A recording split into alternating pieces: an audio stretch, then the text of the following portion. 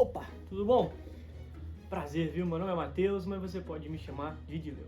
Cara, tô aqui como um bom irmãozinho em Cristo para compartilhar algumas histórias, algumas vivências que eu tô tendo com o Senhor.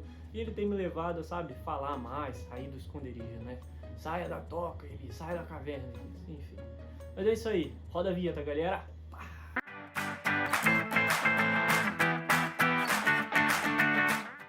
É isso aí, galera, estamos de volta. Há um tempo atrás eu joguei lá no meu Instagram uma caixinha de perguntas e eu falei o que eu tava queimando no seu coração. O Espírito Santo tem ministrado a sair da toca, né? Sair da caverna, Elias, sai da caverna. E eu joguei lá e, tipo, pra saber exatamente o que o Espírito Santo queria falar. Tipo, e várias pessoas falaram muitas coisas, mas uma em específico ele me trouxe à mente várias vezes, que vai aparecer aqui pra vocês, que é: não veremos a Deus sem santidade. E para falar a verdade, isso é uma coisa que eu tenho queimado bastante no meu coração e vai ser bom ter um tempinho de mesa com vocês, né? Direto da casa de vocês ou do ônibus indo pro trabalho, mas tamo junto, vamos lá. Cara, uma coisa que Deus tem falado muito comigo sobre santidade é literalmente sobre a graça, sabe? Nós temos muitas pessoas hoje usando a graça de uma forma muito errada, que é a hipergraça, né? Tipo, você pode pecar à vontade, que a graça do Senhor vai estar com você, mas isso é muito fantasia, isso é muito errado de se fazer com o Senhor. O Senhor, Ele é digno da gente ter literalmente nós nos entregarmos para Ele, não é? E comigo, cara, foi o seguinte: eu buscava um merecimento, sabe? Eu buscava merecer a posição que eu estava, eu buscava merecer o lugar que eu estava, os grupos que eu estava, e não é isso que a graça significa, né? A graça, ela é a maior prova de amor do Senhor conosco, e por isso, cara, eu nunca consegui satisfazer esse meu anseio de merecer algo. E por muito tempo eu conversei com meu líder sobre isso, e ele: lasque, você não é merecedor, então aceita a graça do Senhor. E uma coisa que a graça tem, que é definitivamente maravilhoso: a graça, ela tem o poder do arrependimento. A graça transformadora que vem do céu, ela vem com um arrependimento. Paulo fala para os coríntios que o seguinte, teve umas cartas que ele escreveu para aquela igreja que ele falou o seguinte: cara, eu fiquei triste por causar tristeza a vocês, mas eu fico feliz porque essa tristeza fez com que vocês se arrependessem. Então, existe uma tristeza que nos leva ao arrependimento, existe uma tristeza que, sabe, vem do Senhor mesmo, que nos leva mais próximo para Ele, não uma tristeza que vem para deixar a gente para baixo, sabe? E por muito tempo eu ficava assim: caraca, eu tenho que fazer o meu devocional, caraca, eu não posso pecar. E aí eu ficava nessa de: cara, eu tenho que merecer isso que eu tenho que merecer. E aí foi uma vez que eu entendi, uma vez que o Espírito Santo estava falando comigo. Ele falou bem assim: se você não fizer o teu devocional, você continua não merecendo. Mas se você fizer, você vai continuar não merecendo. Você pode não pecar, mas você vai continuar não merecendo. Então, assim, ali eu entendi: cara, não, independente do que eu faço, eu não vou conseguir merecer, sabe, a graça do Senhor. Então, o que eu fiz foi mergulhar nessa prova de amor, mergulhar nesse amor, nessa graça que transforma, sabe, o nosso coração, que nos leva para arrependimento. E, tipo, depois desse tempo que o Senhor foi falando essas coisas sobre o merecimento comigo, uma coisa ficou muito forte no meu coração, sabe? Que eu tinha que parar de procurar um merecimento em algo e começar a enxergar, sabe, a aliança de amor que Deus, ele vem preparando desde o Éden pra gente. Quando ele disse para a serpente que o descendente da mulher ferirá a tua cabeça, ali ele anunciou a chegada de Jesus. Ali ele anunciou a nova aliança. Ali ele anunciou que nós voltaríamos a nos relacionar com Deus, cara. Então, tipo, esse é o ponto. Esse é o lugar que Deus nos colocou de volta, quando o véu foi rasgado de cima para baixo. Não foi de baixo para cima, foi de cima para baixo. E o mais bizarro é porque só o nosso Deus é santo, santo e santo. E por isso nós somos santos. Só que nós temos que andar como filhos. Paulo fala isso também, que nós precisamos andar sendo guiados pelo Espírito, porque quem não é guiado pelo Espírito não se considera filho. Essa é uma frase que Paulo fala o seguinte para nós. Ele fala o seguinte: vocês já são parte da família do Senhor, mas comecem a caminhar como tal. Comecem a caminhar verdadeiramente como filhos de Deus, sendo guiados pelo Espírito e não pelas suas emoções. Existe um Salmos que fala o seguinte: aquele homem que não controla as suas vontades é como uma cidade sem muralhas. Não existe proteção nessa cidade. Não existe, porque aquele homem não consegue segurar as suas vontades. Cara, e o mais engraçado é que nós buscamos esse merecimento onde? Bem aqui, na palavra. Só que uma coisa é estudando a Bíblia e fazendo carisma, que eu recomendo todo mundo a fazer, que é o seminário teológico da palavra e do Espírito da minha igreja. Eu aprendi no carisma que quando a Bíblia fala sobre a palavra, ela menciona Jesus. E graças a Jesus nós podemos nos relacionar com Deus novamente através do Espírito Santo. Tanto que o véu, ele foi rasgado de cima para baixo, não de baixo para cima. E existem várias curiosidades legais sobre isso. Tipo, o véu naquela época, ele não poderia ser rasgado de cima para baixo, porque, tipo, existem detalhes que é muito curioso saber. Esse véu, ele possuía mais de 40, 50 metros de altura, então, assim, era quase impossível, sabe? E através do Espírito Santo nós podemos voltar a relacionar com Deus, né? Voltando. E Paulo fala aos Coríntios também que quem não mais o Espírito do homem para entender os pensamentos do homem, ou quem não mais o Espírito de Deus para entender os pensamentos de Deus. Olha só que maravilhoso que isso é, cara. Por isso, cara, que nós precisamos fixar os nossos olhos nas coisas certas. Existe um Coríntios também que fala que é muito bom, que ele fala o seguinte: 2 Coríntios 3:6 fala que porque ele nos capacitou para sermos ministros não da letra, mas do Espírito. Porque a letra, ela mata, e o Espírito, ele vivifica. Olha só que forte, cara. Então, tipo, por isso que nós precisamos buscar mais ter um relacionamento com o Espírito Santo. Sabe aquela voz na sua cabeça que fica assim: ô Mateus, vai lá e ora por aquela pessoa. Ô Mateus, tu tá esquecendo tua chave de casa, mano. A gente tem que lembrar que o Espírito, ele fala conosco nas menores até as maiores coisas. Sabe aquele sentimento: pô, tô esquecendo algo. Esse é o Espírito Santo te avisando que tu esqueceu algo. Pô, quantas vezes, eu não vou mentir pra vocês, eu esqueci a chave, o Espírito Santo falou pra mim. Eu esqueci um casaco, ia fazer frio, o Espírito Santo: pega teu casaco. É por isso que nós precisamos, sabe? Eu gosto de relacionar o Espírito Santo com a confiança que o relacionamento que eu tinha com meus pais quando eu era criança e até hoje também. Quando eu era criança, meus pais, eles falavam assim: olha, não faça isso.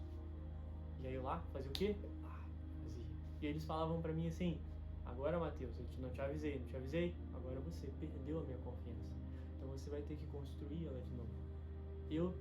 Esse é o mesmo relacionamento que nós temos com o Espírito Santo. Como que o Espírito Santo, ele vai confiar segredos a você se você não obedece nem ao arrumar a tua cama, sabe? Eu tava com um amigo aqui preparando o cenário para vocês, né? Preparando o ambiente, e ele me falou uma coisa que mexeu muito comigo. Como nós queremos viver em santidade se ao nosso redor está uma bagunça, sabe? O Deus, ele é um nosso Deus é um Deus organizado, cara. E o Espírito Santo, ele é um Deus organizado, mano. Pô, ele gosta da organização, ele gosta da ordem, entendeu? Então, tipo, como que nós vamos viver em santidade se a gente não arruma a nossa cama? Como nós vamos viver em santidade se nosso quarto tá uma bagunça? E assim, eu tomei um tapa nessa, sabe? E esse Espírito que mora dentro de nós, o Espírito Santo, Jesus, ele morreu por nós para que nós fôssemos tornados agora parte da família do Senhor, e também para que a gente possa, cara, receber o aconselhador, para que a gente possa, através desse aconselhador, voltar a nos relacionar com Deus. E tipo, esse é o selo que Deus, ele fala conosco. Eu gosto muito de falar do Espírito Santo, porque Em Efésios, 1 Efésios fala que nós fomos selados com o Espírito. E eu amo falar sobre isso, porque existe uma historinha que é muito legal. Na era medieval, os reis eles enviavam cartas sobre alianças, cartas comerciais, cartas, sabe, que faziam uma certa comunicação entre os reinados, né?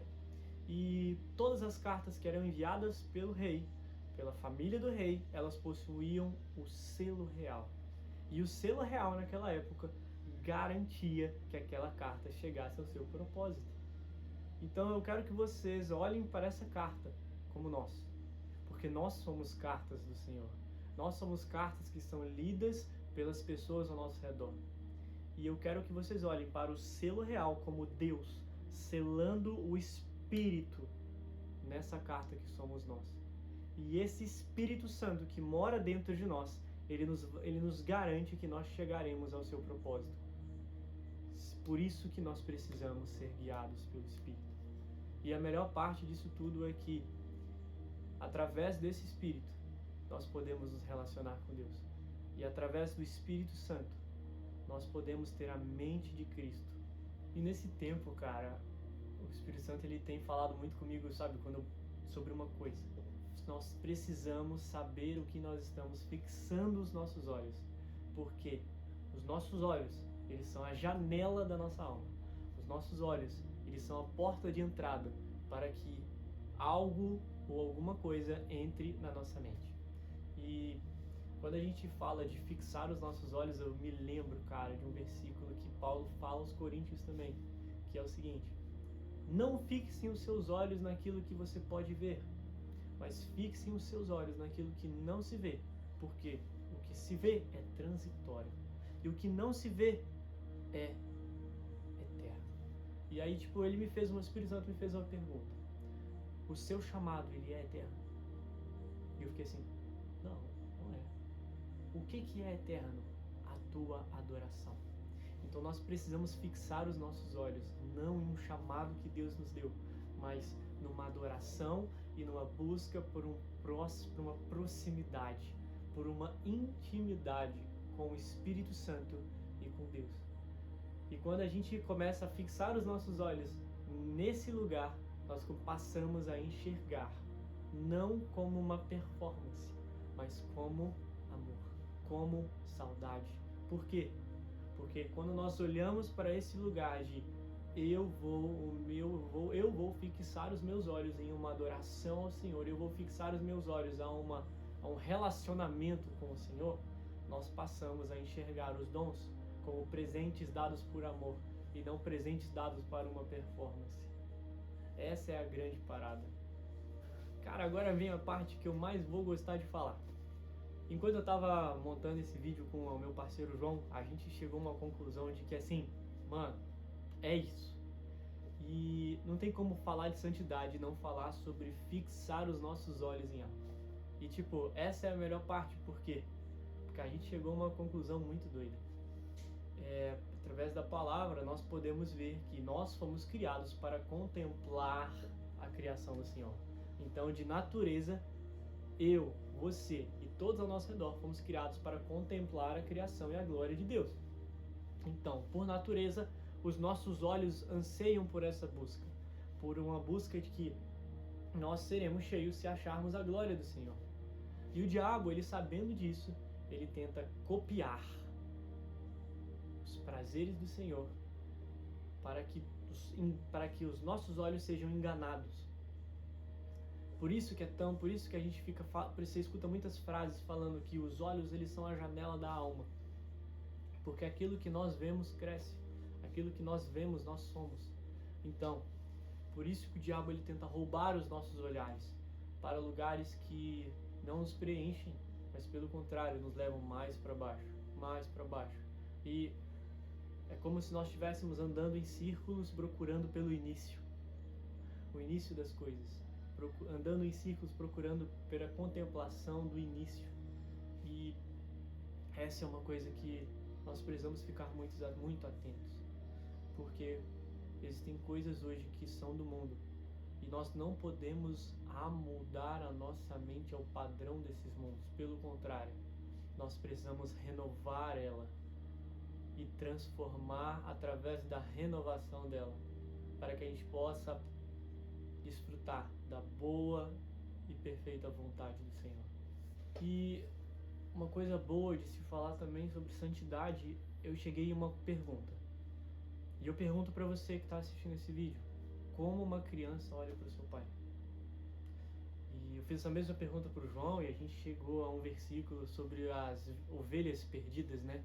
E ele me devolveu uma pergunta. Ele falou assim: como uma ovelha olha para o seu pastor, Gideon? E eu fiquei assim: é isso, entendeu, né? É isso. Uma ovelha olha para o seu pastor com uma dependência. Uma criança olha para o seu pai sabendo que pode ser dependente dele. Por isso os olhos são tão fascinados. Então nós precisamos olhar para Deus com dependência nele. A gente fica querendo buscar ser independente, mas essa é a grande questão. Nós fomos criados para contemplar Ele. Então nós fomos criados para depender dele. E a dependência nos leva a uma santidade, sabe? A dependência nos leva a nos aproximar dele, a falar mais com o seu espírito, a descobrir os pensamentos dele. E essa é a melhor coisa. Por quê? O Senhor, o Salmos 25:14. O Senhor, Ele confia os seus segredos àqueles que o temem e os leva a conhecer a sua aliança. Ai, glória a Deus, cara. E quando Ele fala: eu confio os meus segredos para aqueles que me temem e eu os levo a conhecer a minha aliança, significa: se você depende de mim, eu vou te levar a conhecer mais segredos. Ah, mas que segredos são esses? Os segredos do Senhor podem ser palavras de conhecimento, podem ser profecias, podem ser palavras de sabedoria. E o poder de uma palavra de conhecimento é algo maravilhoso, porque existem formas de você, o Espírito Santo, te convencer. Às vezes é você levantando a mão em um culto e falando: cara, eu escolho viver para Jesus. Ou existem pessoas que o Espírito convence de forma sobrenatural, através de uma palavra de conhecimento que você dá sobre a vida daquela pessoa. E existem diversas histórias sobre isso que nos vivificam, sabe? Porque nós vemos o agir sobrenatural de Deus. E essa é a grande questão, cara. Nós precisamos buscar e andar guiados pelo Espírito em uma forma, um estilo de vida sobrenatural. Porque eu quero que vocês imaginem: você está andando na rua e o Espírito Santo fala para você que aquela pessoa, aquela senhora, ela está longe do Pai e o Pai sente saudade dela. E você tem essa palavra clara no seu coração, mas por você não ter coragem e andar e não ter coragem e ousadia para ir dar aquela palavra, você perde uma alma. Nós precisamos buscar andar em ousadia, meus amigos. Nós precisamos buscar andar em coragem. E nós precisamos querer Jesus e nós precisamos ir atrás de Jesus. Porque muitos querem Jesus hoje, mas muitos não vão atrás de Jesus, porque não buscam ter a coragem, não buscam ter a ousadia. E por conta disso, pessoas não são convencidas pelo Espírito. Essa é a parada, cara. Porque é através do Espírito que nós vamos pregar o Evangelho da forma correta. É através da sã doutrina, que é a doutrina do Espírito Santo, que nós vamos falar do Evangelho de uma forma amorosa, sabe? E para finalizar esse nosso tempo de mesa juntos, finalizar esse momento que a gente está tendo, eu espero que até agora você tenha sido, sabe, edificado por esse conteúdo, edificado, sabe, por essas experiências. Novamente, sou só um irmãozinho em Cristo que está querendo compartilhar contigo algumas experiências. Cara, eu não posso deixar de falar sobre a unção e santidade caminharem juntos, sabe? A unção, ela é mencionada na Bíblia como um azeite. Como assim azeite? Tipo, naquela época os pastores, eles jogavam sobre as ovelhas um azeite, de forma que elas fossem protegidas por aquilo. E o azeite, ele era usado como até um repelente, porque as moscas, elas entravam pelos ouvidos e pelo nariz da ovelha, se eu não me engano, pelo nariz, e elas colocavam ovos na mente da ovelha. Então, para pensar, né? Vamos refazer essa frase. Os pastores, eles derramam uma unção sobre as suas ovelhas, de forma que essa unção proteja a mente delas. Olha que forte, cara. Então, tipo, a unção que você carrega, ela foi lhe concedida para que, se você seja protegido no lugar que você foi posicionado para contemplar a criação do Senhor. E para nós buscarmos ser, sabe, essa unção, nós precisamos fazer as coisas básicas, cara, sabe? Básicas, que são a leitura da palavra, né? A comunhão com o Espírito, a oração. E uma coisa que é pouco falada no nosso meio jovem hoje em dia, que é a nossa vida de jejum. Eu gosto muito do livro do Subirá, sobre a cultura do jejum, que ele fala sobre o jejum. Ele não vai mover o coração de Deus para fazer o seu propósito, mas ele vai mover o seu coração a fazer o propósito do Senhor, a vontade do Senhor. Então essa é a grande parada. Para nós buscarmos ser cada vez mais a santidade, é muito bom relembrar que se você faz pipoca uma vez, você é um pipoqueiro? Acho que não, né? Se você conserta o carro uma vez, você é um mecânico? Não, né? Então, se você peca uma vez, você é um pecador? Eu acho que não, não é? É a mesma coisa, porque Jesus ele morreu pelos nossos pecados. Nós não podemos viver uma vida de pecados, e isso nós não podemos viver. Mas, se nós buscarmos uma santidade, o santo não é aquele que sempre está limpo, o santo é aquele que sempre se limpa. Então, assim, busquem diligentemente a leitura, a oração e a comunhão com o Espírito e uma vida de jejum. E é isso, meus amigos, sabe? Eu espero que esse momento nosso tenha sido edificante para você, de certa forma.